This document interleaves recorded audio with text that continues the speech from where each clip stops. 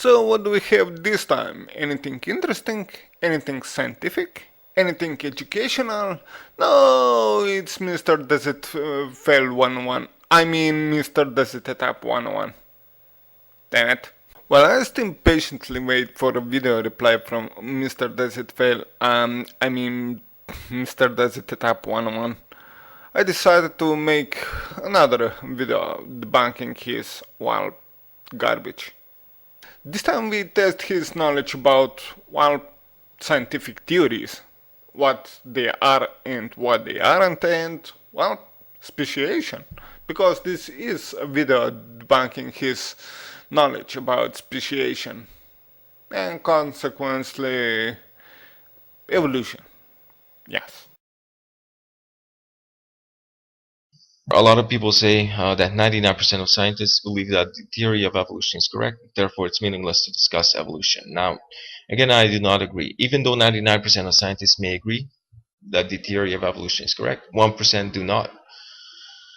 In the Middle Ages, 99% of scientists thought the Earth was at the center of the universe. 1% did not.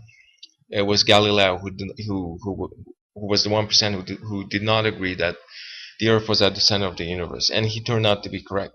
There are so many problems with this statement that I'm not really sure where to begin. But okay, let's go through this statement from the beginning. A lot of people say that 99% of scientists believe that the theory of evolution is correct, therefore it's meaningless to discuss evolution. Now, scientists debate about evolution non-stop. If they weren't, we'd probably still be on the same level as Darwin was. Again, I do not agree. Even though 99% of scientists may agree that the theory of evolution is correct, 1% do not. Majority of those in 1% has no connection with natural sciences. However, there are still some scientists that deal with natural science that do not believe in evolution. So what? Most of those people just decide that, well, Magic Man did it, and that's it. They don't care about new research and everything.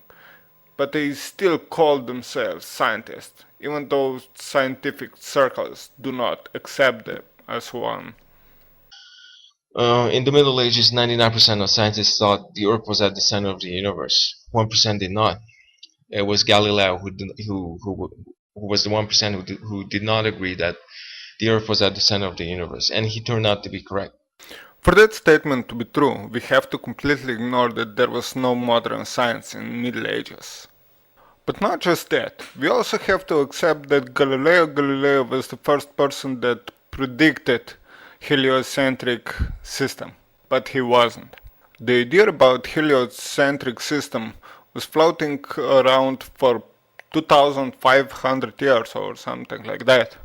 It was first proposed by Greek philosopher Philolaus, which lived about 500 BC. And still, in the time of global communications, satellites, telescopes and everything else, there's still some people that believe that Earth is flat and, well, that the sun rotates around the Earth. My case in point? If the Earth were going around the sun, such a photograph would be impossible to create. How do I know? I'm an ex-professional photographer trained at the New York Institute of Photography. I have made many nighttime photographs. You see, if the Earth were going around the sun, these stars would streak horizontally. You would have ellipses at best. It would be impossible to make a photograph of stars in which they made concentric circles. It would be impossible. And now you know that? Well, let's see what you still have. Therefore, the theory of evolution is as correct as the evidence behind it. Correct. Therefore, we should be discussing the evidence behind evolution.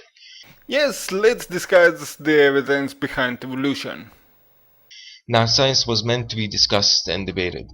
You're right. Science is meant to be discussed between those people that have some idea what they're talking about.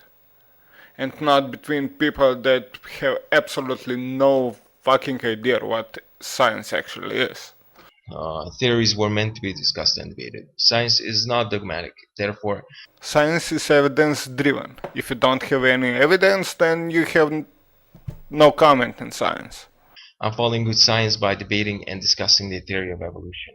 That statement makes absolutely no sense. To discuss about theory of evolution, that should indicate that you know something about it. Until now, you show no knowledge about it. But not just theory of evolution. Other simple things like genetics and research also escapes you. So I don't even know why I actually tolerate your credentials. We should all be discussing theories and the evidence behind theories, and debating and discussing the evidence behind theories is just good science. It's not a good science if you have no idea what you're talking about. Simple as that. For instance, I could throw theories about quantum mechanics and quantum physics, and I have absolutely no idea about either. Does that mean that that's good science? No, it doesn't. So anyway, before beginning, I'd like to define some terms. Number one, evolution. Evolution is a change in allele frequencies in a population over time. The theory of evolution. This is a broader concept which encompasses mutations, beneficial mutations, a change in allele frequencies over time resulting in speciation, and when applied to human evolution in common ancestry. What? Wait a minute. Stop. Just stop it right there. Evolution is change, but I have to admit I don't accept micro or macro evolution because evolution is change, doesn't matter how big it is. Could be from some nucleotides, could be some form of polyploidy. And let me rephrase the theory of evolution as well. First, we can observe the fact of the evolution. We can observe the changes in the DNA. And that's why paternity tests work. The theory of evolution is how those changes occur. Specifically, I'm going to be discussing why observed instances of speciation is the gold standard for proving the theory of evolution.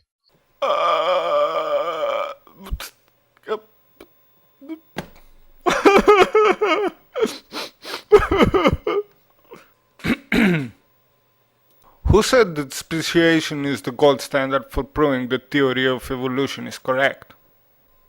There are many more evidence that evolution is correct. Just ask people like Aaron Ra, who is expert in paleontology, and CDK007, who is expert in genetics. There are other people that can tell you about both genetics and fossils and everything else. Now, why are observed instances of speciation important in the theory of evolution? Intriguing. Are we going to actually find out? Now, before discussing that, I think it's important to discuss my background. I have a background in both in research science and in medical science. From a personal experience, I believe medical science is more evidence-based. Yes, ladies and gentlemen, this is where the face palming begins. And just for informational purposes, medical science, as you call it, is based on research science. It's not a guessing game, as many people would want to believe. The burden of proof is a lot higher in medical science than in research science.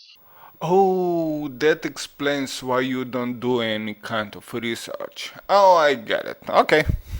Why is this important? Having a background in medical science makes me naturally skeptical of unproven theories.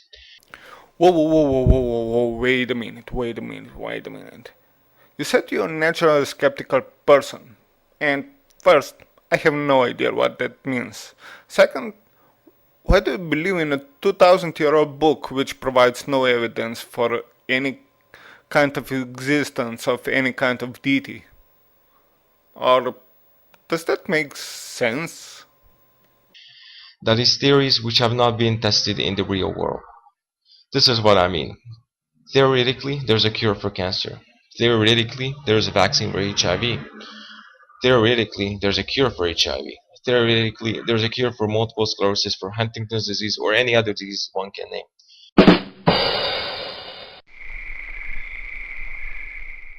No, I didn't think that it was that funny either. Oh, alright, let's go through this once again. Theory in science has nothing to do with any kind of guessing game. Theory in science encompasses every possible facts and laws. When one lives depend on it, suddenly the burden of proof rises. I believe the theory of evolution should be held to the same standard. It should be demonstrated to work in the real world. One way to demonstrate it is through observed instances of speciation. Rather than completely ignoring the mounting pile of evidence that's provided by the evolution, scientists did something drastic. They applied evolutionary mechanisms to biological and non-biological fields, such as virology, immunology, and computer science. And with this I have to depart from this part of the video. Unfortunately, I'm not done with this one yet.